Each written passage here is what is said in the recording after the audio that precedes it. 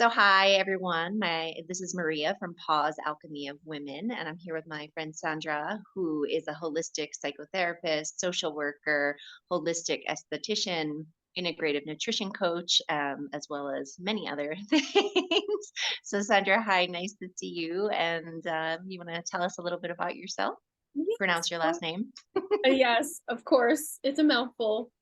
Yeah, Emmanouilides is my last name, Sandra Mhm. Emmanouilides. Yeah, I mean, you pretty much covered that. I'm a holistic psychotherapist, relatively new to the field. I went back to school when I was 50. I'm 57 now. And that was a real life-changing event. But then prior to that, I was working as a esthetician, more in the holistic minded arena. So no Botox, no fillers, no, any of those things. It was purely a lot of handwork and natural products and things like that. So yeah, I work virtually. I work with a small practice now, and really interested in finding a way to combine the two industries in a way that works with trauma, because I'm a trauma therapist. I'm also studying somatic experiencing to become a practitioner. I'm almost at the end of that. So there's a method behind the madness of just pulling all of these modalities and interventions together to really deal with mental health, but on so many layers that it's expressed. Yeah, and that's why I was so interested to talk to you. Sandra and I met in a business program that we were in, and I was so intrigued by because I love skincare. People who watch me know that I make my own products and everything. But I love the focus of skincare, not on all the chemical peels and all the things, right? To look younger, look younger, look younger, but you can also use it to care for your skin in a way where you still will look nice, but not in a way of eternal youth necessarily. And so that's how we started talking. And I remember us talking about, when you decided for your hair to go gray and all the things. So I found that we had so many interesting things to talk about. I was like, I don't know how long this podcast might be, but I was really intrigued about you using your trauma work in with your esthetician work because of, you know, I feel like there's a lot of, body shame and things that are affecting our ego for a lot of our lives. And I don't know how you specifically use that exactly, but I used to do just massage, not facials, but people holding tension in their face from that's one of the things of beauty, right? So, if you're scowling, I used to always say I didn't want these lines, but I didn't I didn't mind any lines from happiness. So what is your experience in that in any way you want to talk about it? I never have real questions on my podcast. I just Yeah. say something and make the person respond in however way they want. It's never really a question. Yeah, we're just riffing, right? It's great. It's all cash. I well, in the arena of holistic aesthetics, it's really more about skin health than it Mm, is about the aesthetics of beauty. Because I mean, if you're healthy, your skin is healthy, you're radiating beauty, you're radiating, your chi and your prana, like everything's just alive, the vitality of you as a person. Um, but so going back to, going back to what skin health is supported by is like a healthy microbiome, right? And so in the integrative nutrition coaching realm with skin health, they work very well together because you're promoting skin health. And I forgot to mention, I was a co-founder of the Nutritional Aesthetics Alliance, aesthetics with an A. And it's still an ongoing educational platform that helps a lot of estheticians become educated in that realm of skin health, healthy microbiome. And so when you talk about aesthetics in how the how it coexists with, well, and how it's affected by trauma, you're kind of going deeper in the emotional layer, and you're also going deeper in the physiological layer when it comes to fascia of the face. Fascia is the whole body, right? It's just wrapped in fascia. It's just like a saran wrap, you pull if one little corner is bound, it's going to affect the whole body.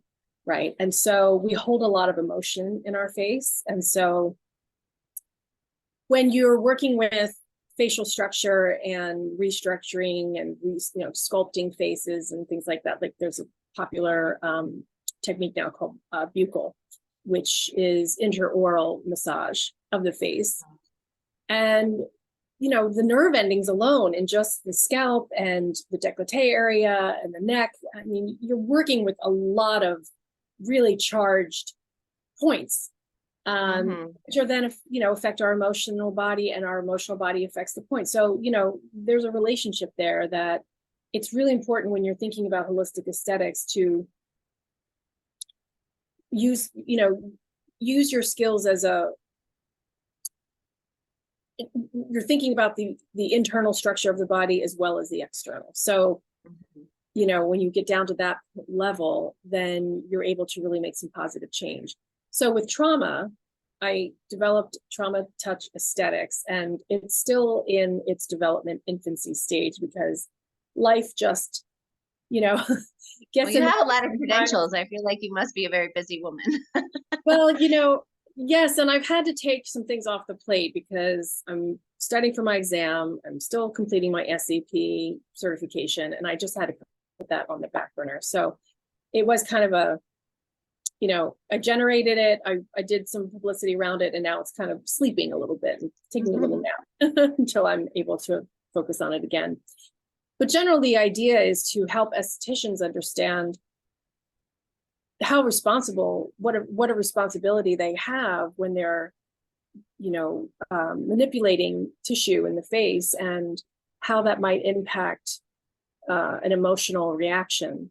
And really, what do you do in those instances, right? So we hold a lot of emotion in our jaw, in our cheeks, our forehead. I mean, we can hold expressions in our face for so long that we're not even aware of, that get kind of frozen in the tissue. So yeah, it's time to elevate that industry and really bring it, well, every industry actually needs to be trauma informed, but particularly for people who do touch therapy, like massage therapists, there's been a growing awareness about creating trauma-informed massage therapists.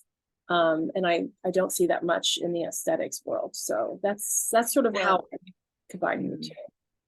Yeah, well, it's interesting because like I said, now I don't remember if I said it just now or when we were talking before we were filming, but I was a massage therapist, and it's funny because our face is our most public arena, basically. And no one touches your face. Who touches your face as an adult, unless you're at the dentist or something, or you're getting something done, like a surgery or at the dermatologist or something, no one touches your face except maybe your partner or maybe your children. But like even me, like I'm an adult child, I don't generally touch my mom's face. She probably would be like, "Don't touch me." But so it's interesting because I remember when you started talking about that. Yeah, it's our most public thing that we show, and also it's very private to touch someone's face. It's very intimate. Very intimate. And so I think as an esthetician, from that perspective, you're really providing a service, not just for the skin, where skin hunger is a thing too, right? As you know, from being a massage therapist, but you're entering a different realm. I always kind of referred the touching of the face as a portal to the heart.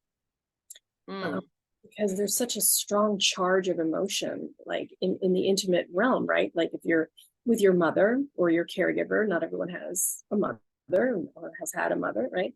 But a caregiver, an intimate, soft, gentle, nurturing touch, your child, your pet, I mean, it's just, there's just something about that space that is really just it's yours. And, not many people, you don't allow a lot of people to penetrate that space. So. Right. And do you find that, because I could talk about all the things that you do all day, but to get it to our alleged topic, as far as, women now are, well, probably for many years, we're obsessed with any lines on our face, um, any difference in the face. And I wonder, um, is there a connection that you find? I mean, obviously, it's our expressions that are making the wrinkles, right? And as I think maybe we talked about this, Justine Bateman has this book called Face, and she's like, I don't want, like, this is what happened to me. I cried, I laughed, I smoked, whatever the things. But do you find a connection between, like, can you tell when maybe someone might have a traumatic experience with the touching of their face based on things that you see in their face? Or is that just maybe a judgment that I'm thinking of in my Well, mind? no, that's a really good question. I think, well, I mean, we have to factor in genetics, right? So Mhm. that's important to, I mean, then you can go into intergenerational trauma, which is a whole other topic, but That's for that's, next podcast. We'll talk that's about really that. just the experience. It's not necessarily, I mean, it affects the DNA, but anyway, we won't go down that rabbit hole. But in terms of like recognizing if someone has held trauma in their face, I think that it's not so much that, by looking at someone, you might be able to see some of their habits that are revealed. Like for instance, if you might notice some puffiness or some cluster of acne or some dryness. And that really just is a reflection of their lifestyle, and their eating Mhm. habits. So if they're eating too much dairy or they're drinking too much wine or they're not getting enough sleep or things like that. And of course, if you abuse the sun and you're not being smart in your, and I'm Mhm. not going to touch the idea of sunscreen because that's a very personal topic in terms of vitamin D absorption, right? And so you're really just sort of able to see from, how people hold their emotions in their face in terms of a Mhm. scowl, um, Mhm. or maybe maybe they have like a heavy lid, or there's so many other factors in terms of fascia. I really can't emphasize that enough. But also reflexology points in the face. If once you really start to understand how, like, in traditional Chinese medicine, you can do face mapping, right? So that's Mhm. really a helpful tool to help you understand maybe what might be correlated to certain organs of the face. Like if there's a puffiness in one area, it might be affecting the liver or the spleen or the kidneys. And Mhm. there's a wonderful trainer, Jackie Van Ruler, who is someone who teaches, well, everyone. You don't have to be an esthetician, but she uses this tool in the treatment as a way to, make contact with points on the face, acupressure Mhm. points that can help lift the skin, right? And so, we don't necessarily have these. You're not limited to just using, really invasive products like Botox and fillers and Mhm. things like that. I mean, it really is about matching the philosophy of what you believe in and how you want to approach, the appearance of your face. So Mhm. it it's kind of an evolved place, I think. It's sort of Mhm. maybe just a little bit more in touch with your authenticity as you are, with who you are in the world, right? Mhm. You want to show Yeah, up. and for me, I always find that things related to growing older, I hate the word aging. I'm still looking for another phrase.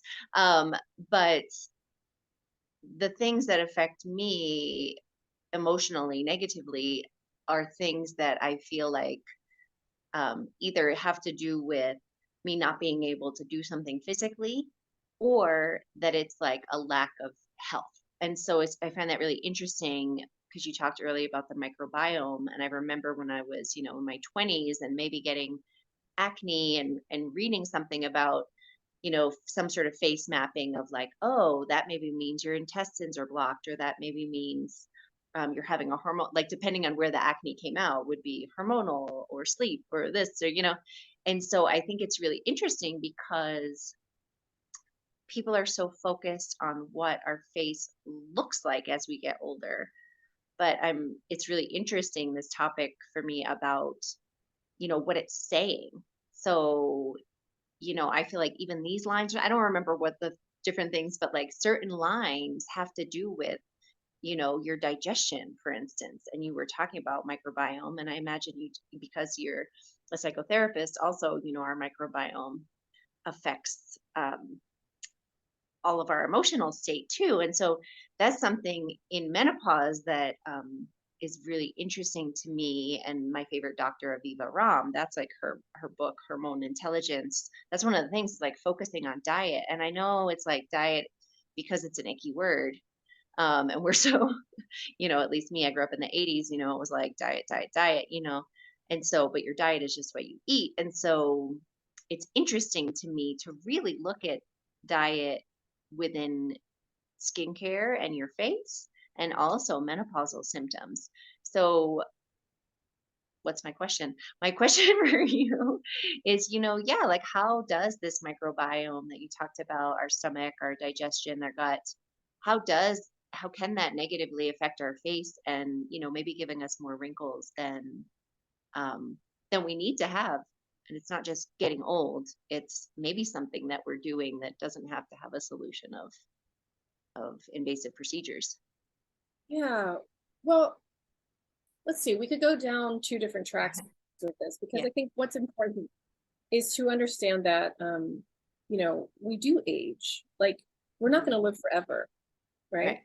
So we have to really get in touch with our mortality and like embrace it and accept Mhm. that we're entering a stage, particularly in menopause, where we're maybe now taking, this is a stage in life where we have opportunities to focus on ourselves.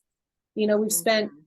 a lot of time, maybe with our family or in children or our aging parents or our careers, our education, like, that's what you do in those earlier years. And now when you come across the bridge, if you will, like, it's like, wow, I don't have to worry about, everybody's on their own, they're doing their thing. And now I can focus on myself. And there's a lot of wisdom to celebrate in that. So Yes.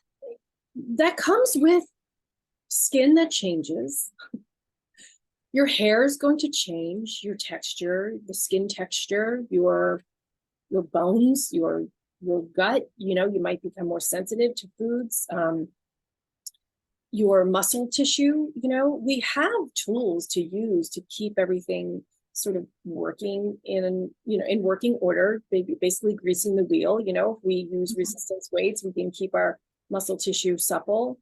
And our bones also, as we know, it affects the quality of our bones. Fascia, cannot stress enough how important it is to work with your fascia. So if you have, as we age, we kind of like, it all just sort of recoils into what's the center.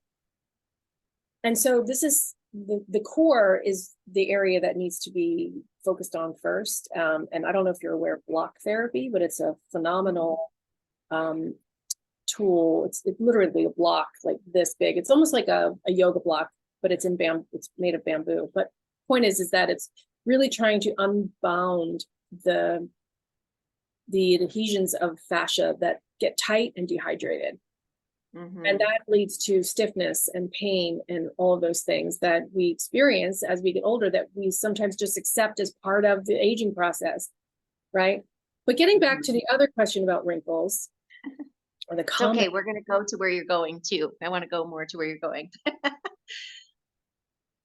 when you start to accept your wrinkles, they kind of disappear. They're not an issue.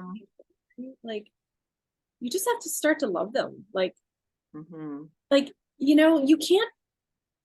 can't defy, as much as the message was that Melanie Griffith did in the 80s, right? Defy, defy, defy.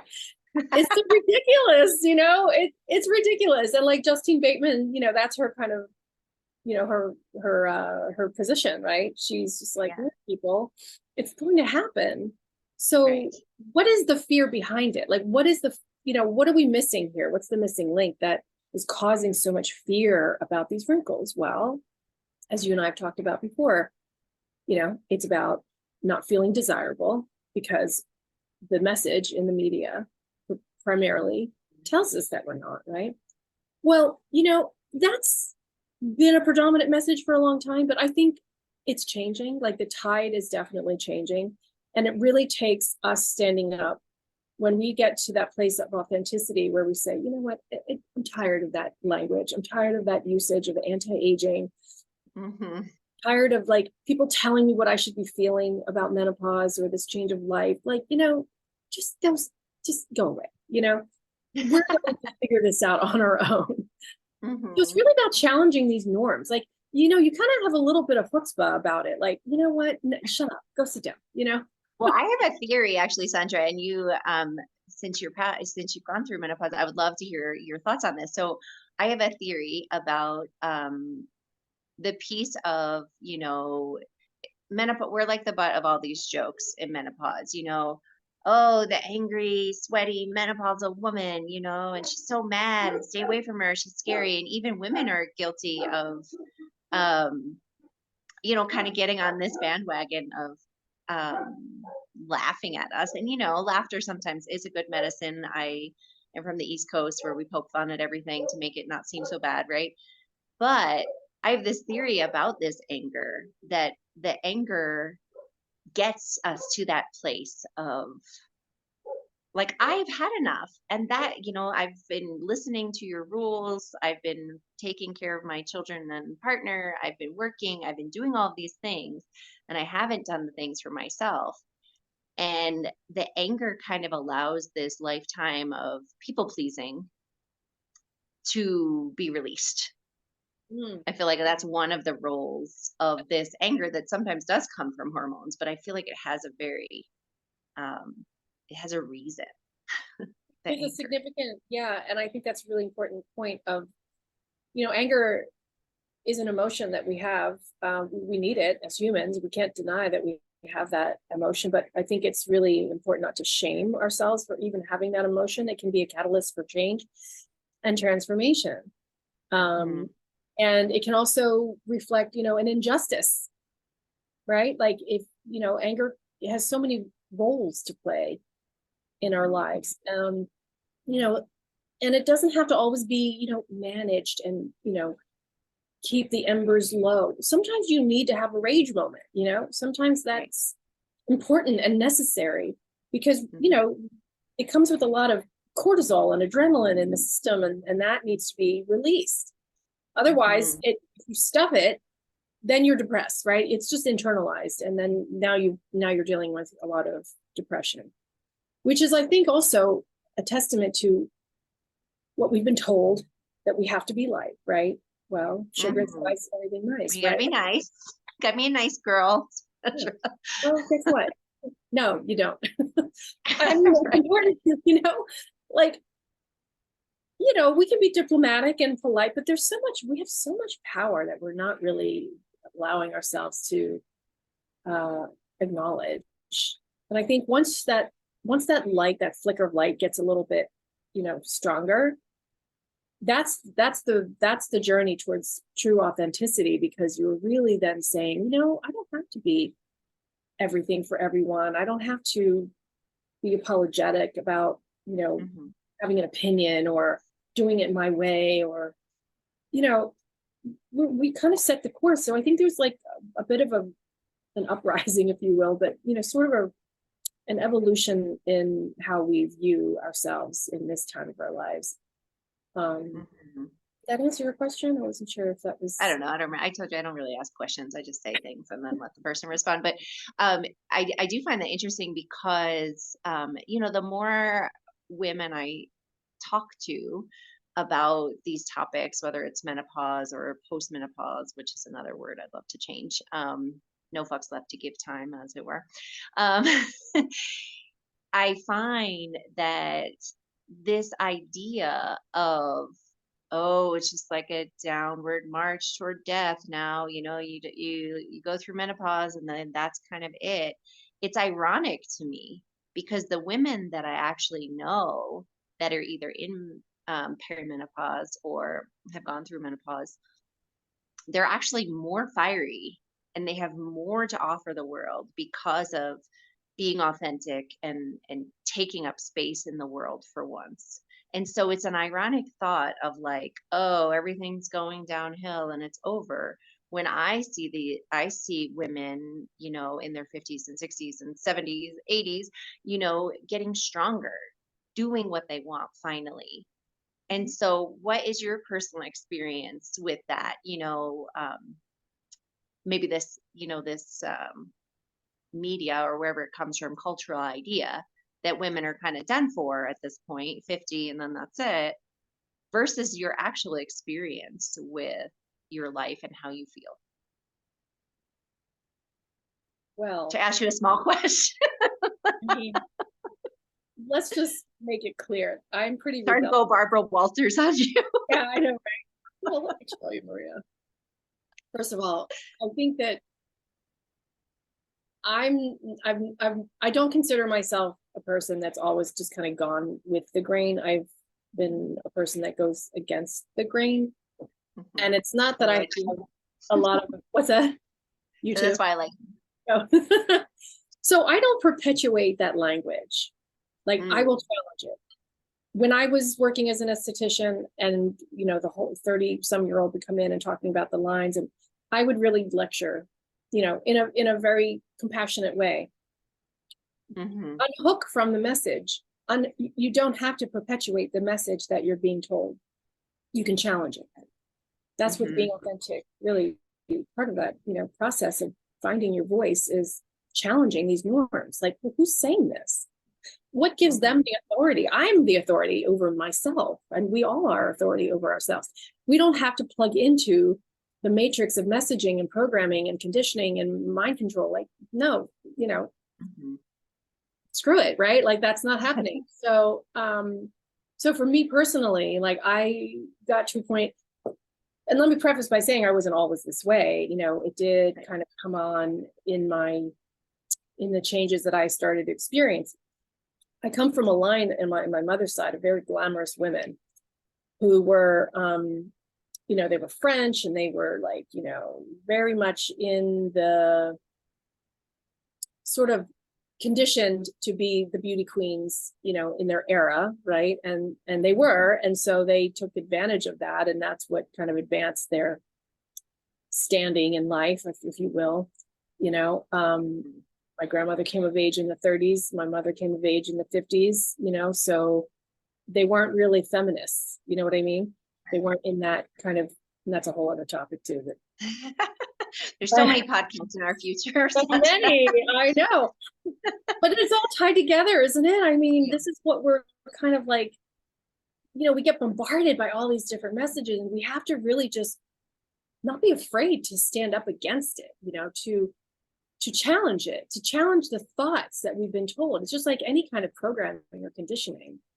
We have to like find it in ourselves, like go to the deepest core layer of who we are as spiritual beings having this human experience, and really start to get in touch with, why am I here? What am I doing? I'm not here to suffer. I'm not here to, be a target of anyone else's idea of what they think I should be. So in my own experience, I really turned a corner when I turned 50. I thought, okay. And I thought about it for a long time. Like, 49 was like, okay, here it comes, here it comes, here it comes, And now I'm 3 years away. I find the zero numbers are harder, like 30, 40, because I feel like it's I'm going there, I feel like that's like a lot more of a stressful than any of the numbers I found in the ages, so if I was 33, I didn't care as much as 30, but yeah. Well, yeah, and I think it's important when you start to use that language, like of being harder, or all the language that's perpetuating this like notion that, going downhill, just stop it. Stop using language and just use a new language that feels more authentic to you, right?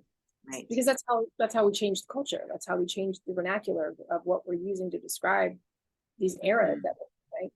And so, so for me, when I was looking at 50, I thought about it for a long time, and I wanted to feel comfortable with it. And I did. I was like, okay, here we go. New decade, new opportunities, right?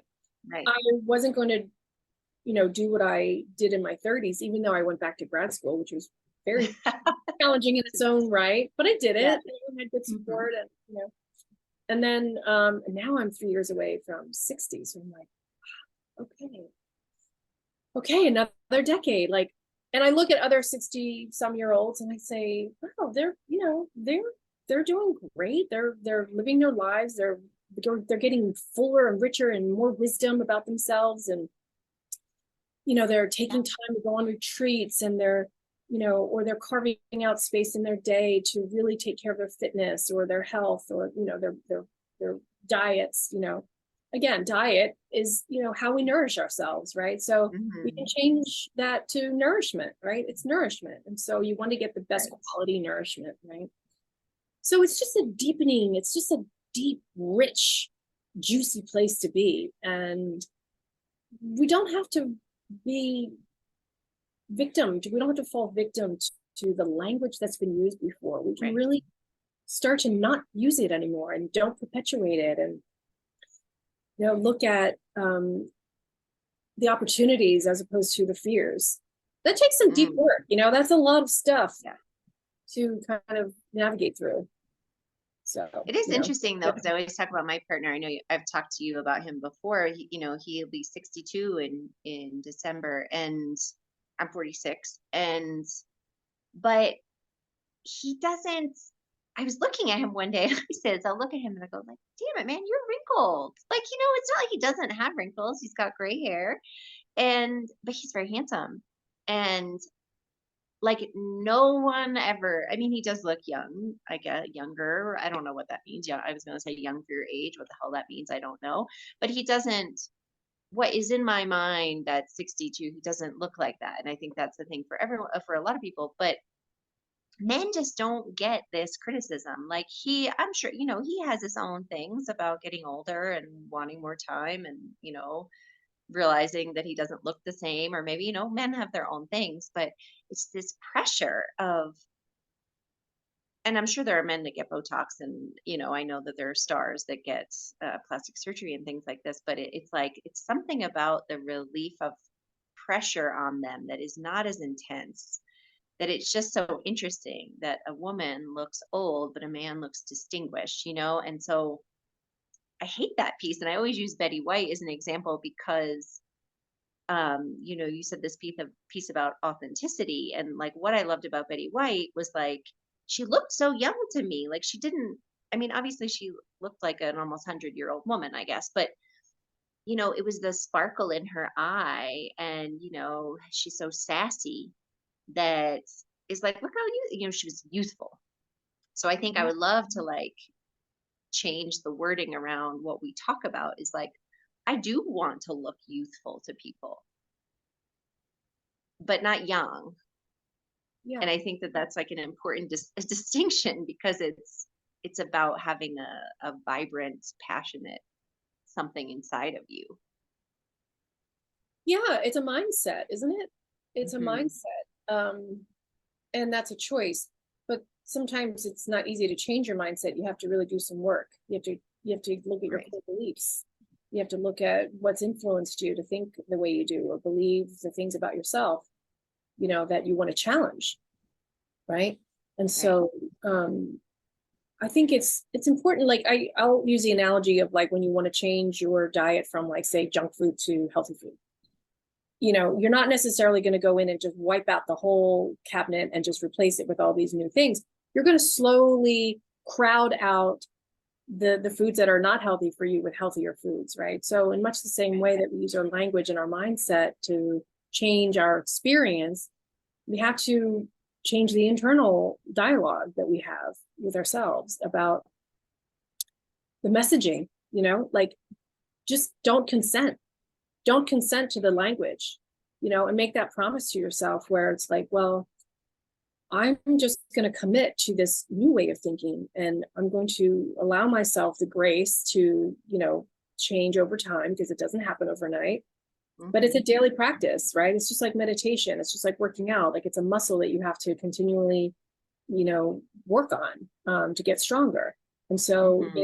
you have to it's important to think about the language, what's coming out of your mouth, the ideas that are being formulated, and then how they're shared with other people, what the voices that you're telling yourself about that thing are.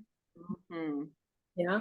Well, and yeah, I mean, try having a menopause group and realizing all the crazy things that you say, like, oh God, just even like aging and all of these words. It's like little by little, I'm like trying to find different words for all of the things because I realize how it affects other women and how it's affecting me by saying these things that are not even my words. Mm. So it's interesting to hear yourself with a more open mind of like, oh, that's not a thing that feels good, and I talk a lot about this piece, which I think is one of the most important pieces that I've found in menopause and everywhere of what's mine and what isn't.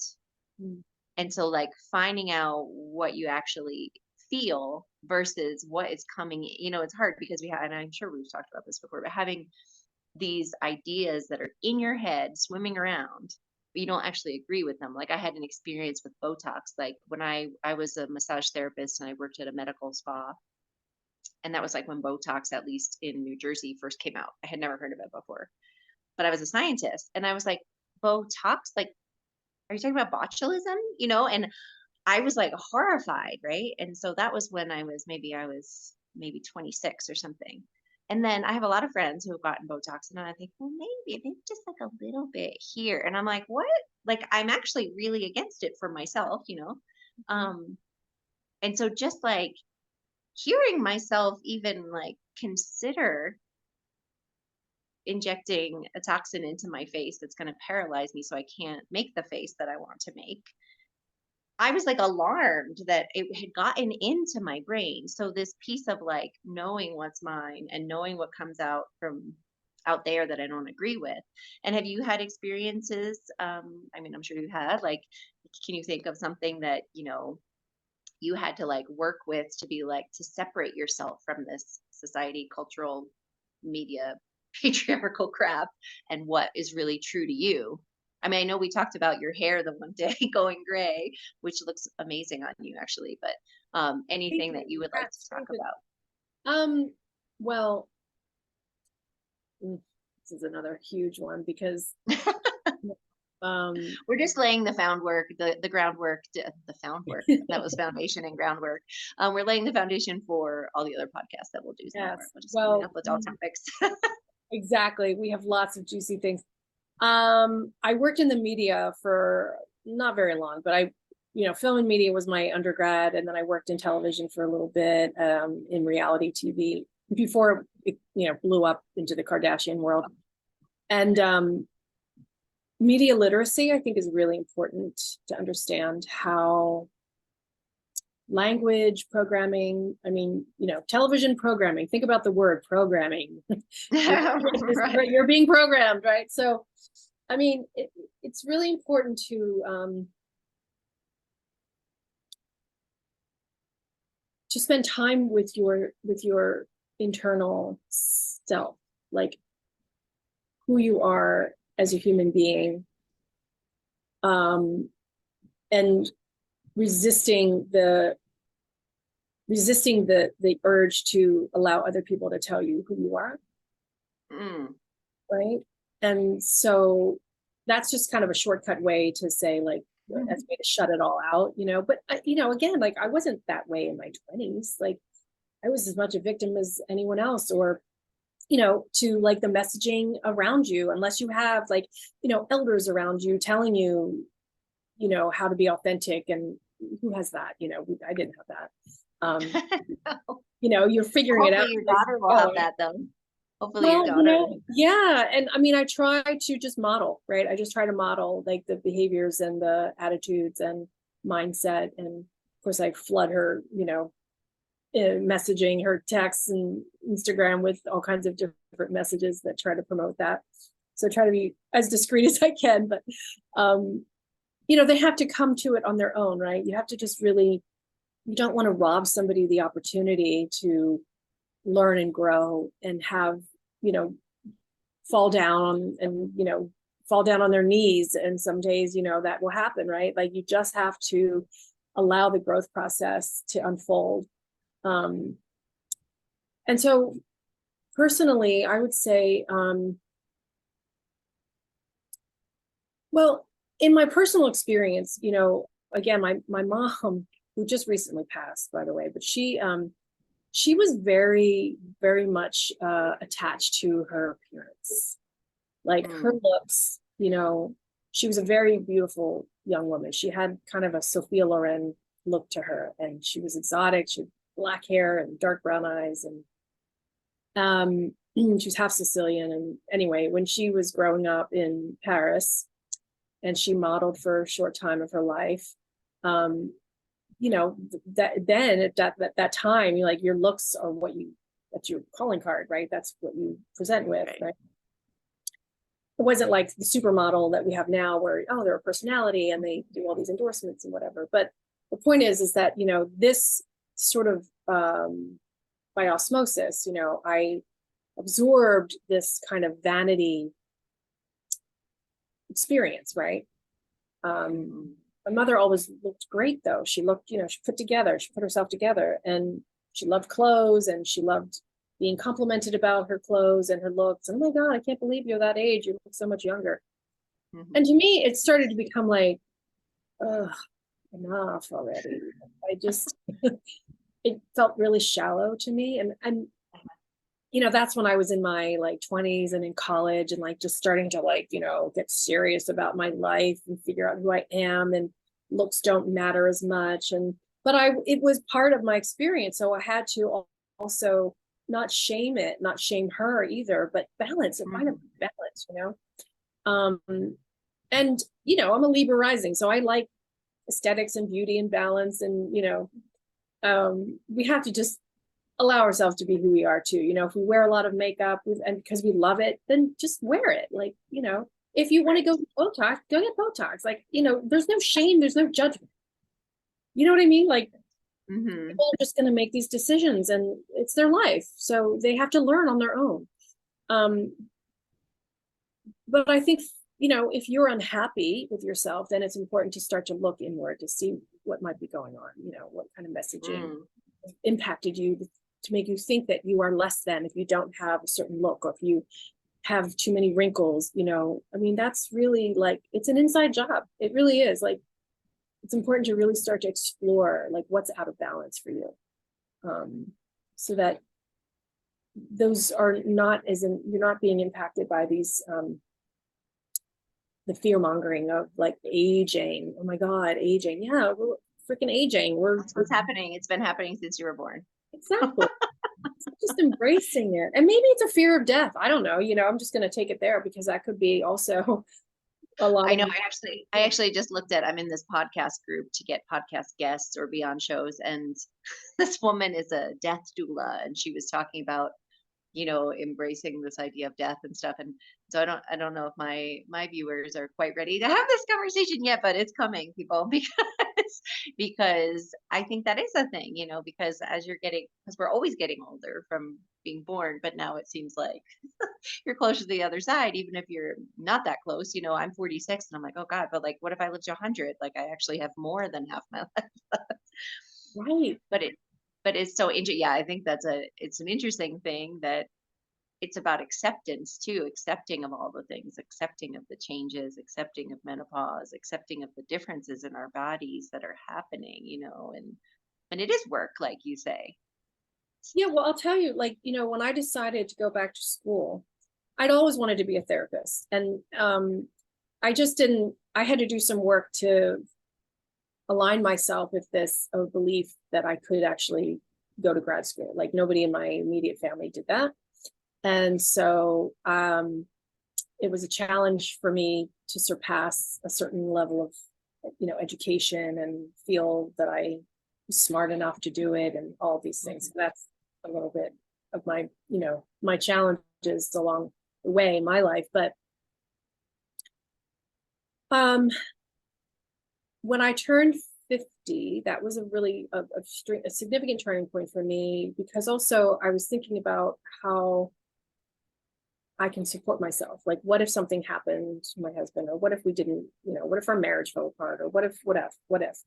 And so I really didn't feel secure in what I was doing. And I also wanted to feed this desire that I had to go deeper, right, in my intellectual exploration, and just, get the credentials that I really wanted. Maybe to serve my ego, but also to give me a sense of like, oh, I'm in alignment now. I'm doing something that I've always done really well. And now society says, okay, yes, I've approved you. You have your license. Now you can go off into the world and do this and get paid for it, right? But one of the things that really supported my decision was the fact that, like, I thought, okay, I'm not really going to retire. That's not part of my vernacular, right? I just want to do work that is interesting to me, and makes me feel alive. And I thought, well, I could work until I'm 75.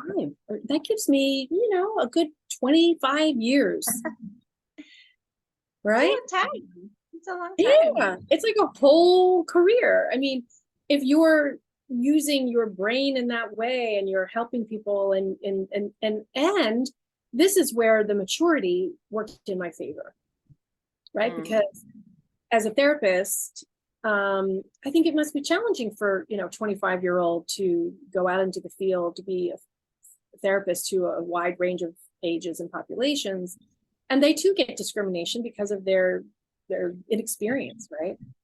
I um immediately thought, what do they know? That's actually them. You see, yeah, uh, I know, I for was health, judging them in my head without right? trying. This is what we do, and we have to catch ourselves. I mean, maybe they're better serving, well, let's just say, they do get the training to understand different theories and And really, it's stages. about listening too, right? It's about listening. Yeah, So, sure. But I think for some people who want a therapist who does understand their experience, like, oh, if you're not a parent, I don't want to talk to you because you don't understand what my experience is like, right? So that's just like kind of like dating, like we want to have compatibility. So anyway, that was sort of my thought process that helped support the decision that I made to go back to school in midlife and to pursue a career that I always wanted to do.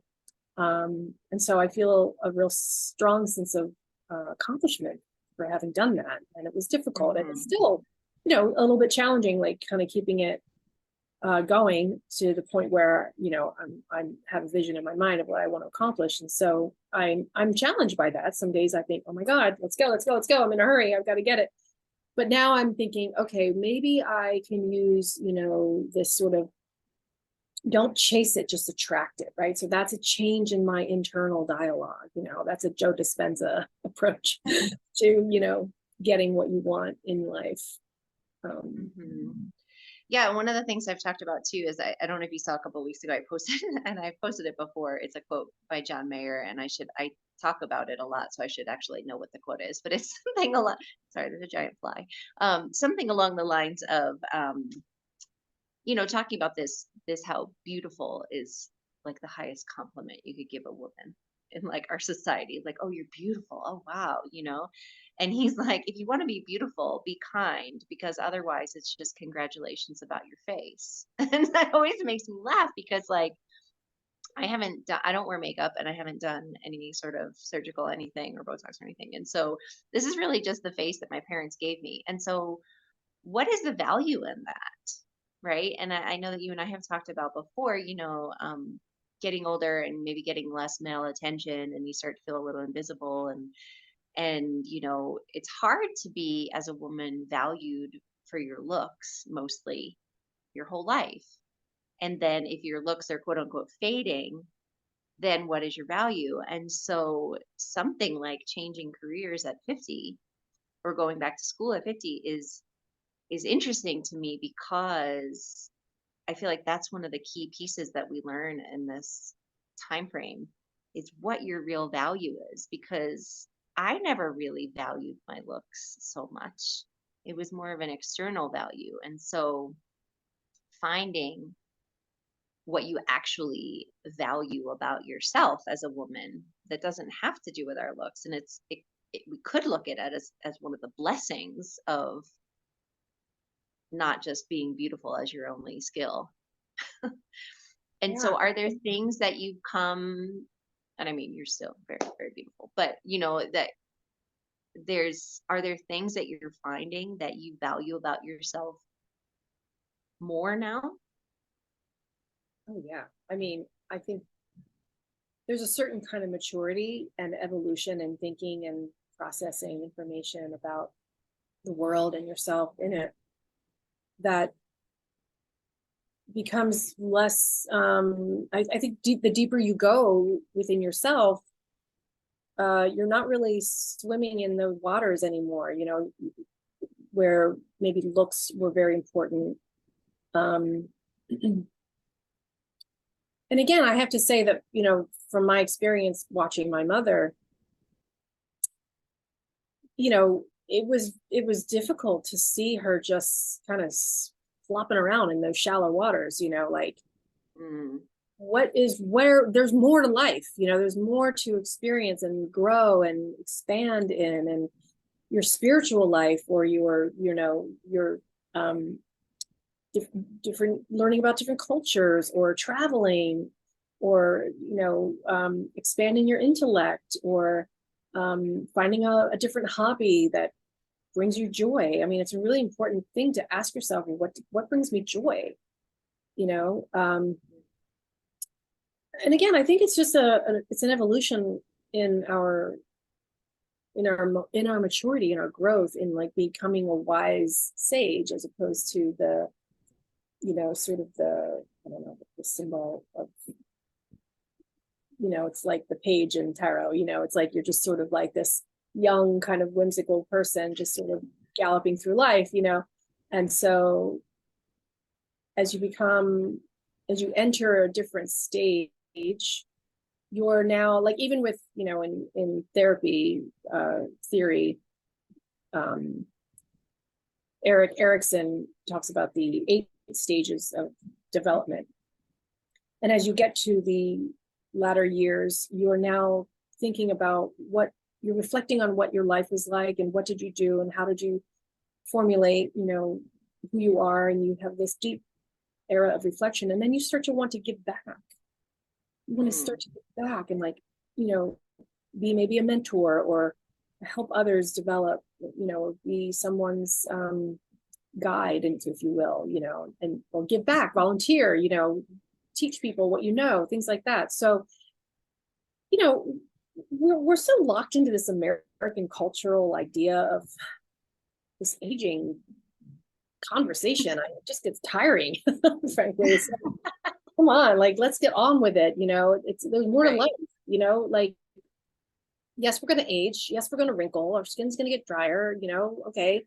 Take care of your gut, take care of your spine, take care of your nourishment, you know, and just go have fun. Like, be joyful, you know, go find your joy. Work on your issues that have held you back, you know, go get a therapist. You know, Sandra's available if anyone.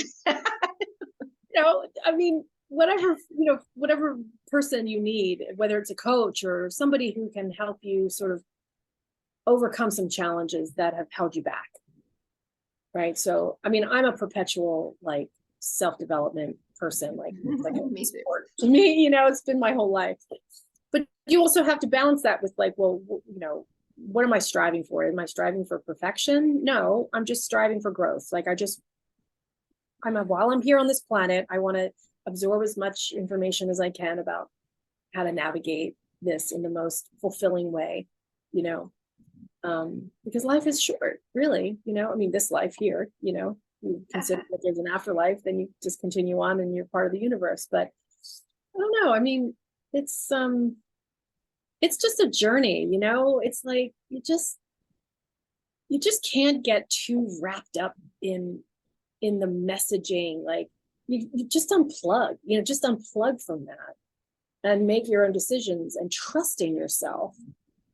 That's also a big part of it, is like developing that self-trust where, you know, you're making decisions for yourself that are right for you.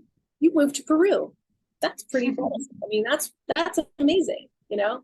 I'd love to move to Portugal. Like, I'm really thinking about it, you know, like, I mean, things like that, right? So Plenty of time. there's timing, there are times in your life where, you might have a little bit more wiggle room to do that. Like I think about my daughter who's 19 now. If she decides to have children and, settle down somewhere, I'd like to be a part of that, right? At least nearby, or a short plane ride away or whatever. Mhm. So I have kind of this window now, because I don't expect her to do that anytime soon. So I have kind of this, because that's important to me. It's what I value, right? That's not my only value. I also want to develop my career and, you know, uh, find a deeper meaning in helping other people in their experiences.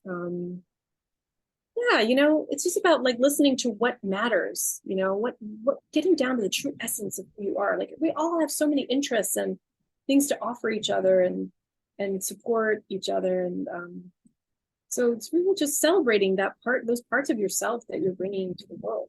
I don't know how else to say it. No, I love it. That is perfect. And I don't want to keep you forever, but I love talking to you, and we have thousands of new podcast ideas. But thank you so much, because I really love your take on things, and I appreciate, it's obvious how much kind of inner work and introspection that you've done. And it's inspiring to do that, because I feel like, um, when you see someone who's older and they're kind of curmudgeonly and they don't like anything and they're pissed at the world, and, I mean, it's one thing to be older and be able to kind of be your way in the world and no one says anything to you. But there's other people who get older and they have, um, like one of my aunts, she's really more grandmotherly age, and she just had such like she just loved life, and she didn't really do that much. She had a problem with her legs, so she like watched a lot of Yankee games on TV and whatever. But she had a big family, and I was there, and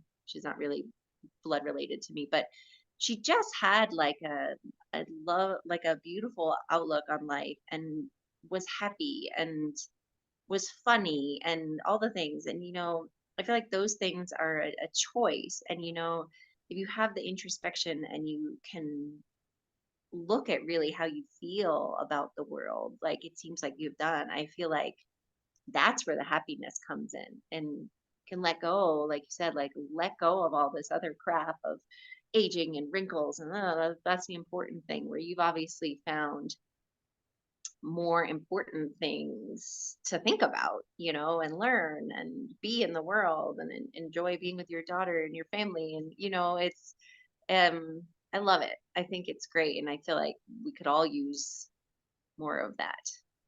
Well, I'll tell you, if I could give you any bit of advice or suggestion, um, turn off your cable.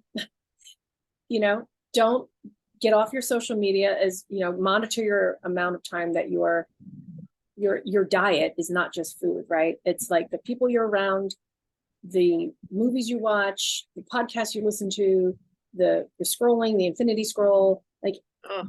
really, we have to have this self-discipline, like to work against it, because the force is so strong, right? And so we have to find that strength within ourselves to really just like unplug. Hmm. So go get your hands in the dirt, go walk on the grass, ground yourself, be in nature, go swim in the ocean, go skinny dipping, like, really just go live. I was Go going to plant end you, grass. Sandra. I'm not going to be doing any dipping of any kind. we only have we only have glacial lakes. Oh my gosh, really?